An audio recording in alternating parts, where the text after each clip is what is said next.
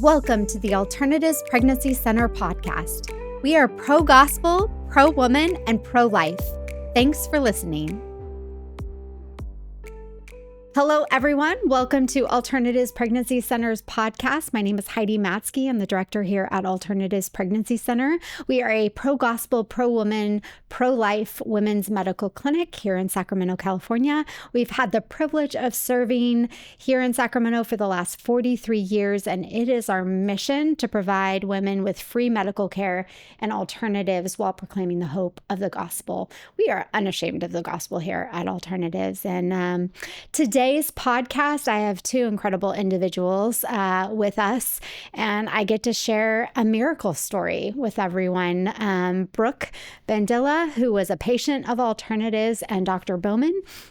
And I just want to begin by saying, first, thank you for joining us. I know you guys love being a part of podcasts. This is like your thing, right? Public speaking, yes. Public Sign me up.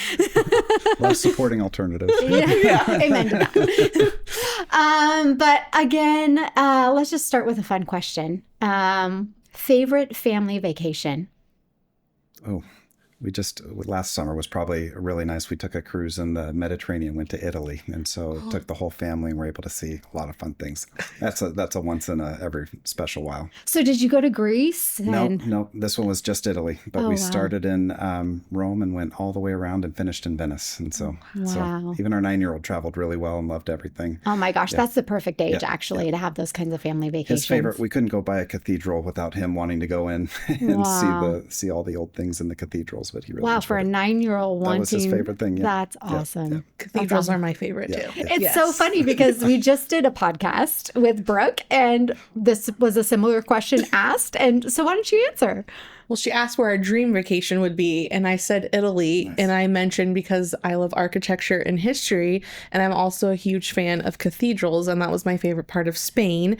And Italy has fantastic cathedrals there as well. So I'm definitely going to be making it there someday. But... So if you need a travel agent that tells you where to go and what to do. Not only do you have a doctor in him. Just don't go at the end of July with the crowds and the heat. Yes. That was the... Oh, yeah.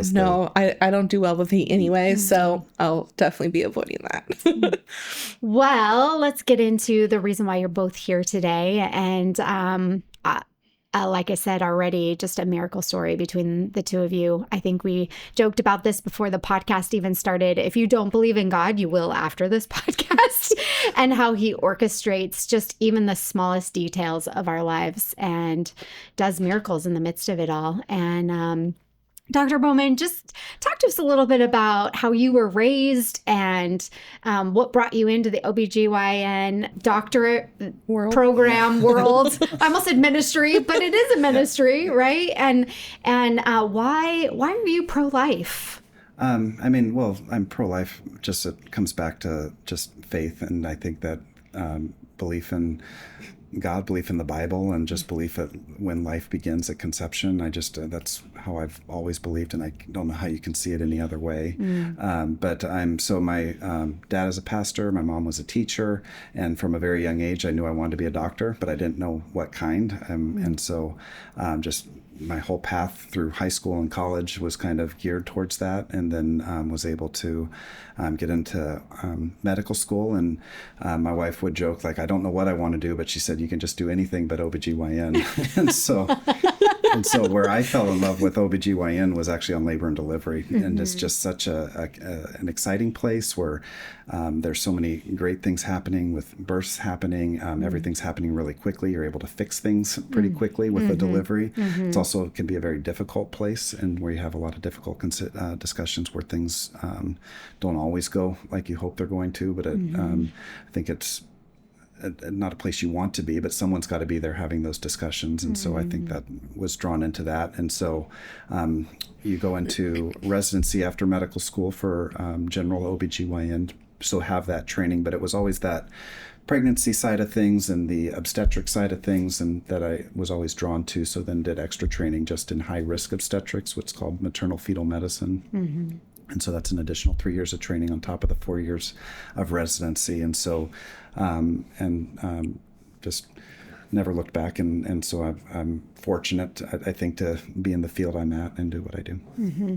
So you are a perinatologist. And so in like layman's terms, what does that mean? Yeah. So it's just that it's like a OBGYN who just does the obstetrics part of it, just does the pregnancy part of it. And so just focuses on high risk obstetrics. And so I've done deliveries and done all that inpatient labor and delivery. And now I'm more consultant on that side. So a lot of what I do is on the outpatient side where you're seeing, doing a lot of ultrasounds. And so with ultrasounds comes a lot of normals, a lot of happy conversations, but it also comes with abnormals and difficult conversations. And then also taking care of sometimes if mom has a medical condition that could impact on the pregnancy, having those discussions as well and helping to formulate a plan really to provide the best outcomes for moms and babies at the end of the day. Yeah. And Brooke, this is when you actually come in onto the scene. Just to begin, Brooke is like a daughter to me. I met Brooke when she was, I think, 12 years old and have had the privilege of just watching you grow and develop into an amazing woman. And I'm so thankful for you. With that introduction made, Brooke, tell us a little bit about you and jump right into your story. Yeah. So my story began when I was, 36, waited a little bit longer in life. Well, wasn't waiting. I didn't think I would ever get pregnant after many years of infertility, but got that positive pregnancy test, was super excited, but also very fearful, just situation I was currently in, but also just being an older female, you're considered geriatric. I hated that term walking into the OB's office. Hey, yeah, you're over 35, you're geriatric. Or elderly. Take your 2 Advil, or baby aspirin, you know. But it was also a very joyous moment. So I had told Heidi that I couldn't get in to see my OB until I was like 11 and a half weeks. So they're like, well, we don't need to see you any sooner. Just come in at 9 weeks, do your like paperwork, talk to the nurse. They'll tell you what you can and cannot eat. And I was like, I don't want to wait. Like, I want to find out, make sure everything's going well. Little backstory, I had like my right fallopian tube removed due to a massive cyst. So I was worried about anything wrong with the left side, like for an ectopic pregnancy. And that was a year before you found out you were pregnant, right? Yeah. So fairly recently. Yeah, December of 22, I had it removed, and then had gotten pregnant in September of 23. And so I told Heidi that I couldn't get in, and she's like, Brooke, you know, I run a pregnancy center. Why don't you come on down? And I said, are you sure? Like, I don't want to take resources from somebody else. And she's like, Brooke, absolutely come in. So that was selfish on my part because I wanted to be there in that moment. So let's just be real. So my partner, Jeff, and we scheduled it. I think it was I was 8 weeks and 3 days the day I came in. And it was definitely a totally different experience than walking into just your normal doctor's office at the hospital. Everything's beautiful and white and pink and flowers and just Bible verses all over the walls. And you're just greeted by such an amazing staff. They don't know who you are or what your story is, but they treat you with the utmost respect. And I went back into the OB room or the exam room, and very luxurious, like a hotel room. I was like, this is like not your little 5x5 walls in the, OB's office. And so they did confirm I was pregnant, and I had the ultrasound done, and baby looked great. We could see the flicker of the heartbeat. It was measuring exactly at the day that I went in. So there was like no concerns at that point. Just a lot of celebration. Yes. Right? Yes. Very happy. Still obviously keeping it on the down low. Just, it's typical, normal, women will usually wait 12 weeks for the most part just to be out of the safe zone, even though it's gotten farther, or even like most say 15 weeks now. But so I still kept it a secret for the most part and only told close friends and family. And I went in at 11 and a half weeks to my regular OB's office to do, my first exam with them. And everything looked great from what the OB had said. Fluid looked great. The placenta looked good. The baby was at that time measuring like 5 days behind, but they weren't concerned at that point because their reasoning was, well, we don't know a true due date. I know 5 days isn't too much to worry about, so let's just keep moving, obviously. And so I went downstairs and did my blood work for genetics, just because I wanted to know the gender. The genetics portion was not a deal breaker for me. Whatever was, if something were to come up on the test, it wasn't going to determine the fate of my baby. And so I did my blood work, and it took about 2.5 weeks. So then I was already around like 13 weeks along, and my results said abnormal, not low, high, normal, just straight abnormal, atypical. I'm using the wrong term, atypical. Even the gender said atypical. So my OB was very confused because he's like, I don't normally see atypical on a state exam like that, or test like that. And so he referred me over to a perinatologist office, which is a high risk center, to have a full anatomy scan done. And so after lots of battling back and forth with insurance referrals, I finally got in, I think another 2 weeks later. So I think my first appointment was around 16 weeks, where I met with a genetics counselor and a perinates that was available that day. The genetics counselor didn't offer much in the sense of the results. They were kind of confused as well. A lot of it was, it could have been a vanishing twin. Oh, that could have popped up the results. It could not be, maybe wasn't enough like maternal fetal matter that was pulled from the blood draw. Like you could have done it too soon. Like maybe your due date is off. But again, there was no other, I guess, result from what they could come up with. The only thing they could offer was an amniocentesis if I really wanted to dive into it. And that was brought up after the first initial anatomy scan. So we went into the room. I got my first anatomy scan done. And at that time, I believe they were measuring around 2 weeks behind for my first exam. And then the doctor at the time, it was just turned into a lot of doom and gloom, talked about like how my anxiety might like skyrocket, and if I needed to be put on like drugs to control that if I was stressed out, how these results were making me feel. So just a lot of like unknowns from that appointment. Nothing really was answered. And so they just said to come back every 2 weeks and we'll continue to see how it goes. So I continued coming back, and I think that's when I met Dr. Bowman. I think was like my 18-week appointment. And again, she was measuring very small at the time, still very behind. And there was nothing brought up in the sense of, non-viability or anything like that. It was just, we have to continue to see like what's going on. There's possibility of a heart issue. There was also a possibility of the CFP missing in her brain, which was like this little gray box that controls a lot of her pituitary gland.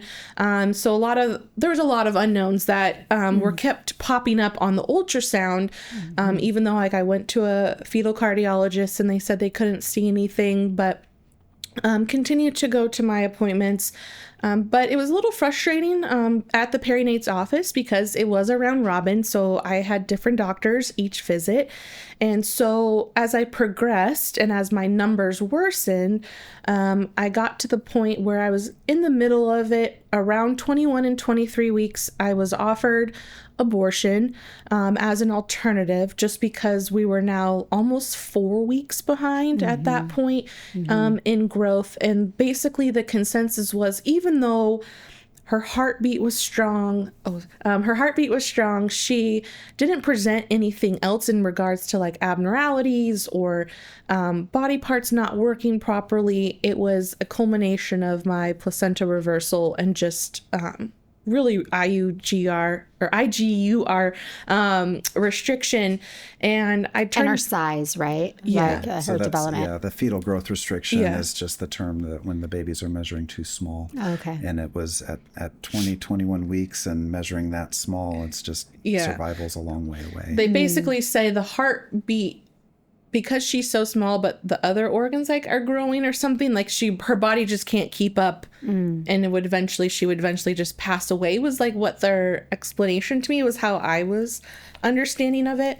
And so whatever's going on, whether there's genetics from that test or not, like the placenta's probably not supporting the baby to grow well enough, and you just start looking at a trajectory of how are we going to get to a point where the baby's big enough to survive outside of the womb, and it was just not looking great. Which was never discussed, like trajectory outside of the womb, in any of the appointments that I had. And amniocentesis was brought up a couple times, but I also knew the risk with amniocentesis and the miscarriage rates that can happen with it. And so at that point I was like, well, the genetics testing is not going to determine anything for me, whether I'm going to abort or not. And so it's like, why would I put more stress on my body and the baby if not comfortable? Yeah, if it's not, if it's not going to change my mind on anything. So I had said no to that a number of times as well. So I remember it was my 26-week appointment, and I was feeling like, okay, I was starting to have more peace about the fact that my pregnancy might be coming to an end, but this, God was going to use my story no matter what. And I was like, I'm going to hold out one more week. I was like, let me just enjoy the pregnancy. And so I went in at 27 weeks, which was on a March 18th. And Before you go there. Yes. I again have to preface this. So you and I were at a Bible study at my house. I mean, Brooke, you really weren't able to enjoy this pregnancy at this Correct. point. At this point, Brooke, you didn't have a rocker, you didn't have a baby shower, you'd really kind of given up hope completely.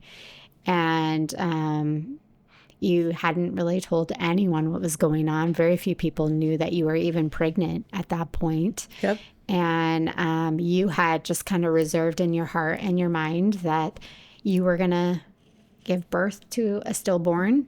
And you kind of mentioned to me when we were like debriefing this in my house, like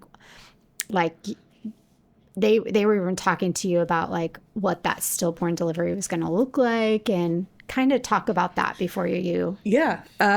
So I think it was when they had offered the abortion, I had a same day appointment with my OB. So I had to travel across town to go check in with my OB, who had already was told by the perinate's office about my like diagnosis and about the offering of the abortion.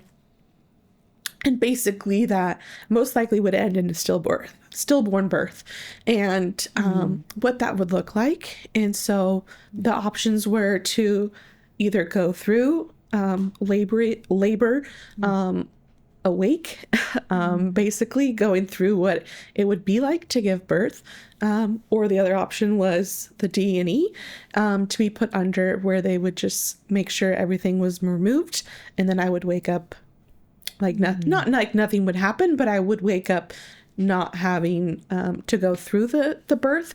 And it was all based on emotional, like how you would feel, like what do you need for yourself to give a stillborn birth, to have that closure, to be able to hold your child and say goodbye, or is it easier for you mentally, physically, emotionally to be put under and have it taken out? And that's what I left with after that appointment. And it was just like, gosh, like here I am, like I had to choose a baby name because I didn't want to be in the labor room giving birth to a stillborn and not having a name. So we like picked out a name, and then just went on about, our lives, and just, I could feel the flutters every now and then. So I knew she was alive. And that's why at 26 weeks, I was like, I'm not going in. I'm giving myself one more week of happiness, and knowing that she's still like fluttering around. And so I called and canceled, and I went in, and it was like an afternoon appointment. And I remember going in, getting the scan, and she was now measuring 33 weeks behind. So she was literally the size of like 22 and a half weeker. But Dr. Bowman walked into the office, and we were so excited because we had met him prior in one of our like round robin table appointment, and he was the one that had saw us early on. And there wasn't a lot of hope from the appointment. There was like, okay, there might be like a 1 to 3% chance we can get you there. And so that's kind of what Jeff and I held on to, was like, okay, God is a miracle worker. He is a healer, but he only needs 1%. Only needs that 1%. And, someone at church had just had gone up on stage and had declared they were cancer free. And I just held that onto my mind. Like, if God can heal someone with a death sentence, and was, told like there was no possibility of remission, and then here she is proclaiming that, then you know what? Like, it might be my turn for me to stand up on that stage and have my miracle story be heard. And so I remember that Sunday. Yeah, I held on to that. And so when Dr. Bowman walked into that room, and Jeff and I, we just were like, oh, thank you. Like, we knew the news wasn't going to be great, but we were also at like, there was this peace because we knew it was going to be delivered by someone that we had a good vibe with in the beginning, unbeknownst to us, the connection that will unfold shortly about Dr. Bowman. The good vibe happened to be the Holy Spirit. Yes, a little God wink that was later discovered along the way. But during that appointment, Dr. Bowman looked at us and said, well, I think there might be a shot of viability. She's close to where she needs to be. Go check yourself into the hospital and see what they can do for you. Wait, like, what's going on in your brain in that moment? Like, for the first time ever, like, shock, annoyance, kind of. I was honestly annoyed because I was like, never was talked about, and nothing against you in any way. It was just, there was never any discussion in any of my appointments about what viability would look like, what would I need to do to get to that specific point. And so it was just like, well, I'm not prepared. I mean, work is so crazy right now. Like, I need to go home and figure. All of a sudden, you have no hope that this baby's going to be born alive. And then in an instant, you have a doctor telling you. And I think if I recall, we already had the gestational age criteria that we were far enough along. Yep. We had just crossed a threshold of when the baby was big enough to be able to survive. Which is outside. what? Like, what does that look like? It's probably at least 400, so about a pound. And so 400 grams, 450 grams is on the very earliest side. And so you just get to that threshold. And I think, if I remember correctly, there was abnormalities with the blood flow to the placenta that said, if we're going to deliver, it's probably got to be soon. My placenta reversal was really bad. And so I was not fighting him, but I was questioning, like, oh, come on, like, give me a day or so. Let me get my affairs in order. And he was like, look, I can't force you to go. All I can say is you have a baby that's alive today. I can't predict what the next 24 hours is going to hold. Because of that blood flow to the placenta being abnormal, high risk of stillbirth. So Jeff said, you're going. We're going to go. I will go home and get whatever you need. And so I got to the hospital. They got me admitted very quickly, got into my room, got hooked up on the fetal monitor, and gave me my steroid shot right away. Basically what the steroid shot is, for those that might not know, it's a set of 2 shots that you're hopefully able to get to basically help preserve the child's lungs or give them a better chance with their lung development. And so I had that my blood pressure was through the roof. I was like at 200 over like 110 when I got admitted. That's the placenta as well. Yeah. And, but I had no symptoms. I was not dizzy, nauseous, throwing up. They were just shocked. Like I was even standing, and I was like, I don't know what to tell you. I'm not lying. I don't have pain anywhere. And that was actually benefiting the child, was my high blood pressure. It was keeping her alive better than what I was on lower blood pressure. And so how is that possible? Like what does that look like? So the placenta was a big problem with this. And so placenta is responsible for the baby's growth. And so when you look at the blood flow from the baby to the placenta, that was markedly abnormal. But then also from the placenta is something called preeclampsia, which causes mom's blood pressures to go up. And if it's left to its own devices, that can be life-threatening for you as well. And so it's all related to that placenta, I think. But the high blood pressures, I think the thinking is that it's just maintaining the blood flow on the mom's side to the placenta to help support the baby when that placenta is already really struggling to work. So, and they let me know, because I wasn't showing like the normal symptoms of being preeclamptic and having like in my blood work, there was nothing that was popping up for that. Like my proteins in my urine were normal. So they would let my blood pressure get high, and they would play this game where they would get her heart variability better. But then it was like, okay, we can't play with this too long because you're getting close to stroke status. So then they would have to give me IV drugs to get my blood pressure down. So I was also on magnesium. Typically magnesium drip, most women do it for 8 to 12 hours. I was on it for almost 30. God was totally in this, because they kept saying like, it's going to make you so sick, you're going to not be able to even get up. Didn't feel a thing. Like didn't have any symptoms from having a 30-hour magnesium drip. So these nurses were like, this is not normal. And I was just like, well, my body's just doing its thing. So what's the magnesium for? So preeclampsia, if you think of before eclampsia is seizures in pregnancy. And so the magnesium is primarily to prevent seizures for mom, but it also has benefit for protecting the baby, we think, for babies that are born early. Yeah, I think they mentioned like the brain for the baby too. We call it neuroprotection. So it decreased rates of cerebral palsy is that. And so basically I was on bed rest, and each day, I think I was still living in the shock of like, oh, they're gonna like get me out of here. They're not, I'm gonna go home and just take my blood pressure medicine and everything's gonna be okay.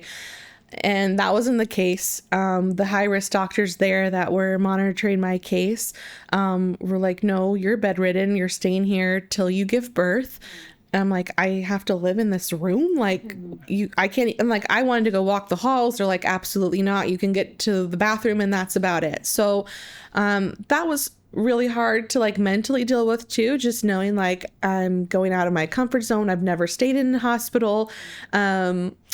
Really, your world just shifted in a matter of a few minutes. And I'm like, I'm texting. I'm glad you went to the hospital, though, I'm hearing all this. I get palpitations. I listen.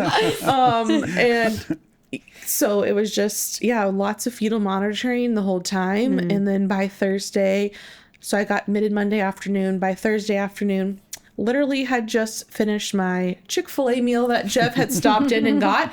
And they walked in an hour later because they had been really watching the variability of Maddix's heart rate that day. And it just kept getting worse and worse. And even though like my heart, they would let my blood pressure go, they're like, we just can't do this to your body because it's just not healthy. And so they're like, at this point, she's not going to make it through the weekend. Like, we need to get her out. Let me just say something about that, because those blood pressures being high, we talked about seizures. Another thing is that stroke risk and breaking a blood vessel in the brain. So you're going through a lot right there. And then we talked about that blood pressure, maintaining the blood flow to the baby. Well, every time they brought your blood pressure down, now the baby's not getting enough of what it needs and what she needs, and that her heart rate goes down and she's at risk of not doing well. So it's a very tenuous time for mom and baby. And I had a great doctor there. She was like the number one high risk at the hospital that I delivered at. And all the nurses said, like, if she's on your case, like, you're in the best hands. So it just, it was a relief to be there. But they came in the room that Thursday. It was like an hour after. It was like 2:30 in the afternoon. They're like, we have to get her out. We're going to do an emergency C-section right now. And I'm like, all right, let's just check it off. Let's I don't know what else to, I'm just okay. Yeah. I can't fight you, Lord. Like this is the plan. We're gonna do later, it. You weren't thinking there was even going to be a live baby. No. There you are. You're going to emergency C-section to save hers and your life. Yeah. Or I'm thinking I'm gonna be stuck here for many more weeks until that they can keep us both alive and well, and that I'm just gonna have to suck it up and just stay in this room until she gives birth. But no, it was 4 days later. And during that 4 days, obviously, we had the NICU, the neonatologist come and speak to us and what a NICU stay would look like, and all the different scenarios that could happen. Obviously, she's very tiny. They don't know truly what her body, her lungs, everything is going to function as. So, but in that moment from 2:30, it was like team after team of nurses getting me prepped for a C-section, prepping Jeff for what that would look like.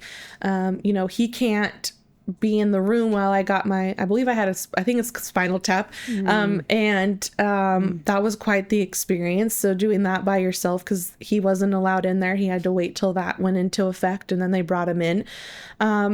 And so it's just like, okay, it was go time, and I had a baby by 4:45. So within 2 hour time span, it was definitely hard because it wasn't the moment you envision. You don't get to hold your child or see your child. It was, they ran out of the room with her, and there was a whole team of 12 nurses and doctors waiting for her. Maddix was born. How much did she weigh? She was born 1 pound, 5.5 ounces, 9.8 inches long. The size of the palm my of hand. Yeah, your hand. She sat in the palm of our hand. But yeah, she was a fighter.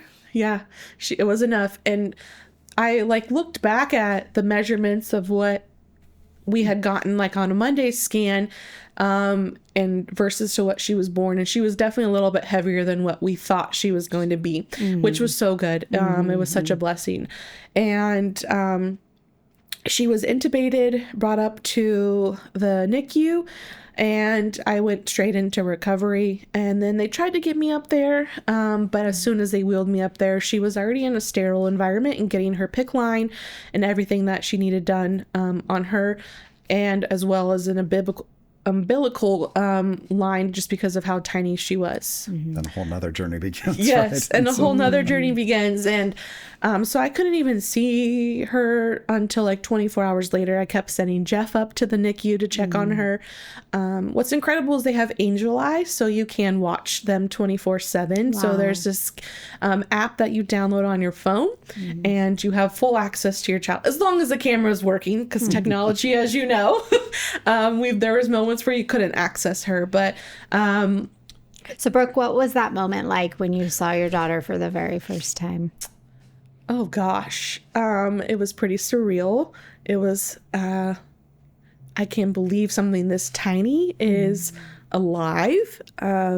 Granted, obviously she's intubated and a machine is breathing for her, but for her to make it through for the first 24 hours is huge. And I knew the next few days was going to be even more crucial. But she fought her way through. I mean, they tested her out on CPAP after 11 days. She was 1 pound 4 ounces. There were some go-getter doctors in the NICU. I was like, no, just leave her on for a little. Obviously, she went back. Oxygen was a huge part of her journey. She was on the jet vent for quite some time. There's a lot of different breathing apparatuses that NICU babies go through. But yeah, typically it's a vent or a traditional vent, or conventional vent, jet vent. And then they try to get you to CPAP, which is bubbles, and then high flow and on from there. So how many days was she in the NICU? She was in there for 102 days. We took her home on July 1st, so right before 4th of July. And that was even a surprise to us. We didn't know she was going to get to come home. We were just asked to come and do an overnight stay to see what it would look like to care for her for a 24-hour time period. But the doctor was impressed that we were able to keep her hydrated on bottles and that she was responding well to bottles with us, even though she would have problems with the nurses trying to feed her bottles. And so we woke up, it was a Monday morning, and they're like, we're starting your discharge papers. And we're like, huh? Excuse me?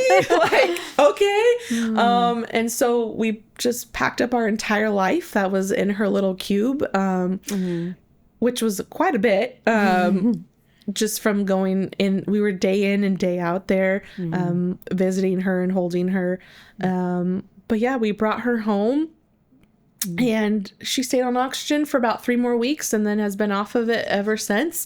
God has truly blessed us with a healthy child, even though she has been diagnosed with certain conditions. It doesn't define her. She's beautiful. She's very cute. Like almost 2. Yeah, almost 2. I'm planning her second party. I can't even believe it. We're having a 2 let the dogs out theme because she's obsessed with dogs and kitties, but mostly dogs.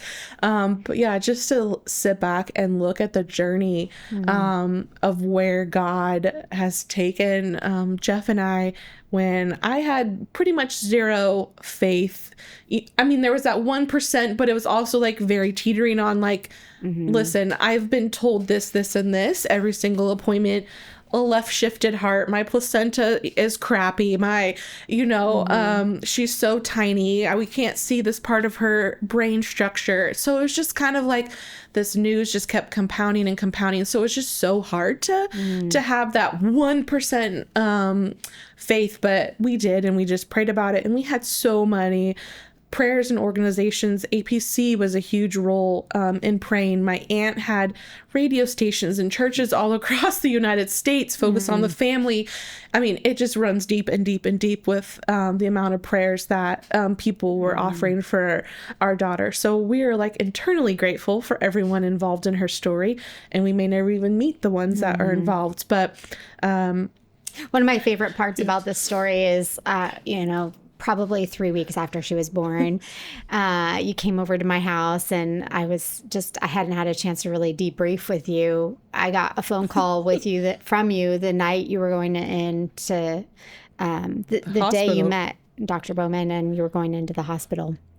And we hadn't had a chance to really connect after that. I knew she was born, but we were sitting on the couch, and you're telling me all that had happened. And, one of the things that you said was, the last time I went to the perinatologist doctor's office, like this guy that had the best vibes, like we were so excited that he was actually our doctor. And then you're never going to believe what he said. And you were sharing all that he had said. And I just looked at you and I said, what was his name? And you said, I think his name was Dr. Bowman. And it was just one of those like goosebump moments where I looked at you and I said, Brooke, do you realize that Dr. Bowman is a Christian and he actually goes to our church? It was just this like crazy aha moment. And you were like, of course he's a Christian. Yeah. Of course he had good vibes. Yeah. It's just, we both just kind of sat there in that moment, just giving praise and glory to God. And then that Sunday at church, I was asked to give the announcements at church, and I got to share about Maddix's birth. And I could see Dr. Bowman out of the corner of my eye when I began to announce her birth, which was shocking to a lot of people in the congregation because nobody even knew you were pregnant. I mean, here you are 26 weeks pregnant, right? And very few people, and you actually lost a lot of weight even before in your pregnancy also. So people were just stunned. I think I stopped going to church. I think I was around 17 or 18 weeks. I was involved in the women's Bible study. And then at that point, it was just like, I couldn't even handle like being around women, just that were getting pregnant. A lot of moms with babies. A lot of moms, a lot of moms with babies, a lot of moms who were announcing their pregnancies, and all of this joy that surrounded that. And I was just like, for my mental space, I was like, I had to step back. Even though I knew a lot of them would be a great support system if I did tell them. But at the same time, it was like, I had to hold that information to myself and really process it and deal with it. So yeah, it was a shock for a lot of people. I was getting text messages after that Sunday service because I was asked if they could share the birth of Maddix. And of course I agreed because I knew we needed more prayers. Yeah. Yeah. And so when she said, Dr. Bowman leaned over and made eye contact with his wife and whispered. I leaned over because it's like, this sounds real familiar. So I think that's my patient. Yeah, we made it. And so, or at that point we made it, and we didn't know what it would look like at that point. But yeah, she, even through her trisomy 18 diagnosis in the NICU, you know, there's been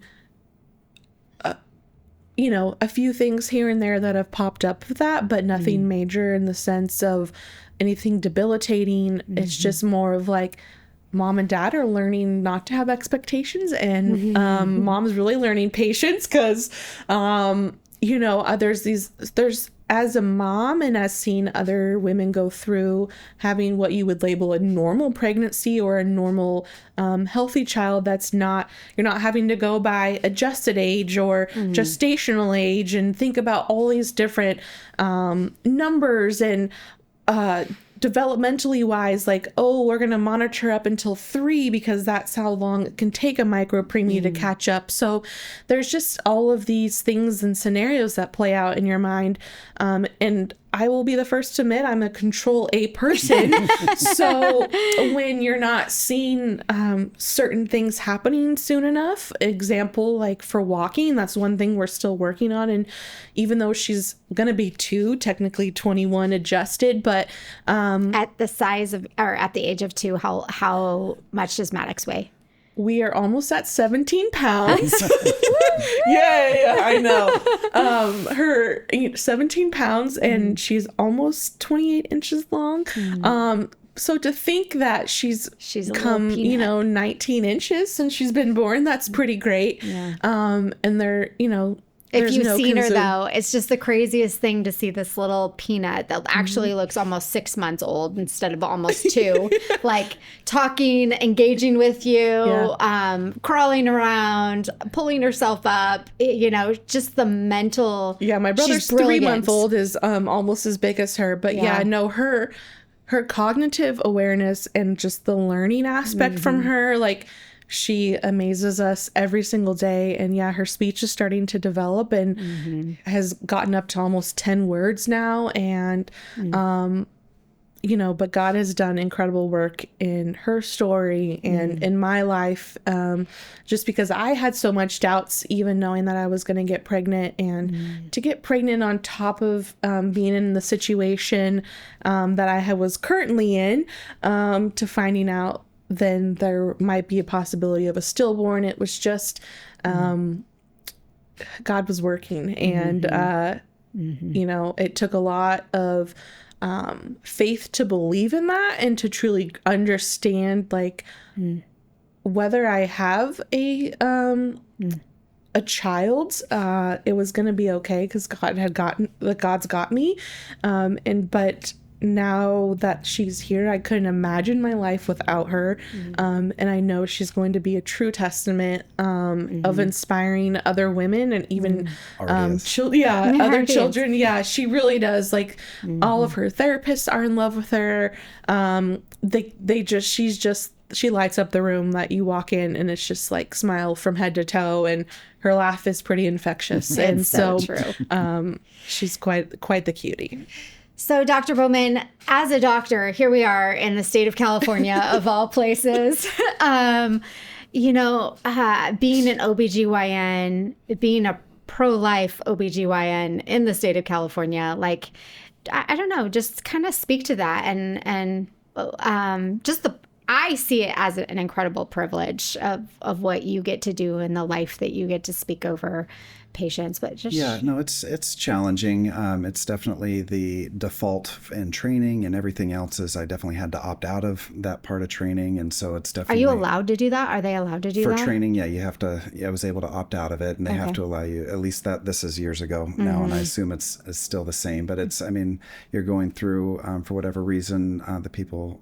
I'd say most people in OBGYN are pro-choice or anti-life or whatever the term that you want to use for it is. And so, and in California, of course, is very much in that direction. And so it's a challenging environment, but I think that being able to focus on what are the benefits of life, right? And that no matter what the differences are, that this baby's going to be, has the potential to be a blessing to you and your family. And just to also understand, as best we can, there was a lot of uncertainty with this as far as the genetic and different things, but I'm trying to focus on what might this look like, what might, and I regret that we didn't have a discussion of that part of like, what are our goals, where are we going to get to, like, let's hope for maybe get to this threshold, and then this is what delivery might look like. Again, trying to find that best place to give mom and babies the best outcome. Yeah, hope.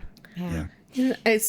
And one thing to piggyback off of that with the abortion topic is the moms that are faced with that decision. And in my case, there wasn't a true definitive answer of why she was so small, because I didn't pursue other options like an amniocentesis. But in my mind, it's just like, how many beautiful babies would be born this day if there was just that faith behind the decision, and not just, well, we don't technically truly know. We see this, and this we're going to suggest. And so I'm just so grateful for my faith and that I did take the time. And, you know, I was raised in a pro-life home, and seeing the work that APC has done in the community, you know, I knew nothing was going to sway my decision, but it just also, I just pray for all the women that do encounter that they really do just step back and, you know, take a second opinion, or talk to a mom that might have faced that, or find resources like an APC in their community that can give them the support, or second look at their scan, because something might have been missed. But Dr. Bowman, are doctors ever wrong about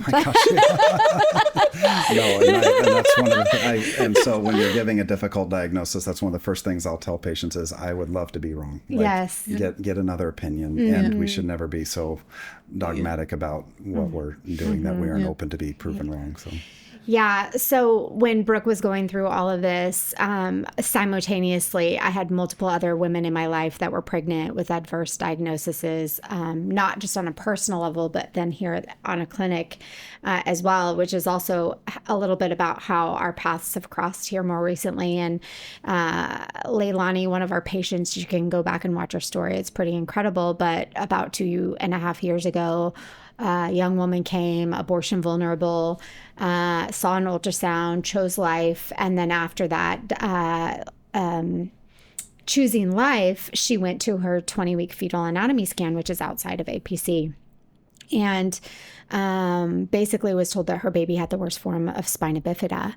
And multiple doctors, again, said, you know, you need to abort. There's really no hope. This is going to be too much for you, too taxing on you as a 21-year-old young woman.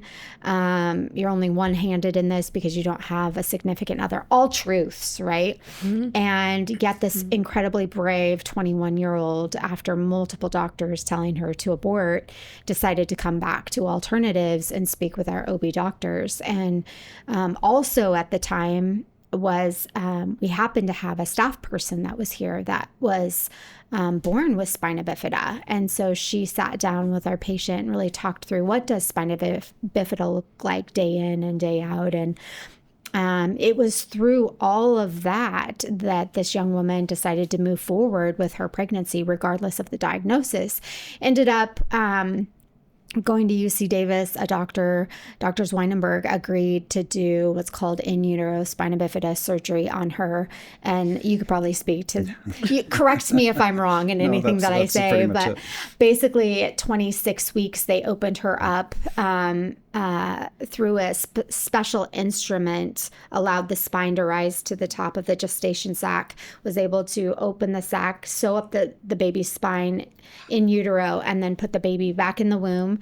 And then that baby was delivered at 37 weeks gestation. Zay is almost the same exact age as Maddix, and baby Zay is doing incredibly well. And just the miracle of all of that. It really, as the director of a ministry who's very protective of friends that were given adverse diagnoses, I began to pray about, like, I don't like the fact that, here we've done some really hard work. This woman sees the value of life in the womb, and then we send them out, and we have no control over what's spoken over them outside of APC. So in my mind, as always before the Lord, I'm like, Lord, how do we do 20-week fetal anatomy scans here? Like, he's done miracle after miracle after miracle. And of course, in that process of praying with the Lord and, doing my research, I do know that, you have to have a perinatologist. You have to have, a specific kind of ultrasound machine. You have to have a registered diagnostic medical sonographer, which is a specialized sonographer, to actually do those scans. And you have to have policies and procedure in place. You have to have CDPH allow you to increase your scope of service with that service specifically. And so I just began to pray, Lord, if you would open the door up for us to be able to do 20-week anatomy scans, I would love to be the first voice of life over a woman with an adverse diagnosis. I want our voice to be the first one she hears. And, women have the option of abortion. We know that option exists. And you are very, you here in California we have to share all of their options. That's a very, very specific thing. But hope gets to be the final word. And so I began to pray about that. And because of Brooke, I found out that you were a perinatologist at our church. And in a matter of 6 weeks, God brought us 2 RDMSs, a perinatologist, the ultrasound machine to do the scans. We increased our policies and procedures. We paid a lot of insurance to make it possible. And God opened the door for us to begin 20-week fetal anatomy scans here at Alternatives, which we're in the process of now offering, which is incredible. And, just can't thank you enough for being willing to partner with the ministry of Alternatives and allow that service to be I'm looking forward to gift getting to more the involved. community. I need to get my login access today. So just so many, isn't it crazy what God does? God winks. That's what I call him. Yeah. God winks. God winks. I don't know. I think can you have a whole face wink? Because that's kind of more of what it is. Maddix is an absolute miracle. And the connection that Dr. Bowman goes to our church and helped be a part of getting you to the hospital. No, and just prayer is so powerful. I didn't realize all the background of everyone that was praying for you and everything, because I do think that's so powerful. Oh, it is. Yeah. Because I remember reading, I snooped on my mom's phone. Sorry, Mom. But she was texting a friend, and I remember she was saying how her granddaughter's going to go be with my dad who had passed. And yeah, your dad had passed away. How many years? 10 and a half years. Yeah. And, but at the same time, I'm like, you know what? My dad's going to he's going to go beg and plead with God. He's going to have his story. His little side conversation with the Lord. Conversation.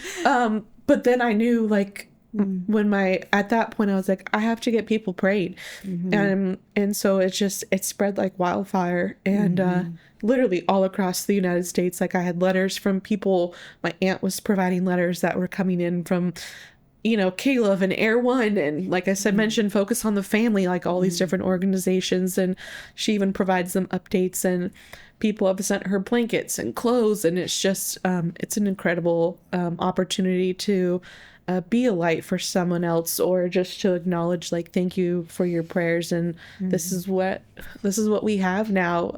Beautiful Maddix. So it's been pretty incredible. Yeah. Well, thank you, Brooke, for being so vulnerable and sharing your story of Maddix with all of us. Thank you, Dr. Bowman, for what you do on a regular basis. Thank you.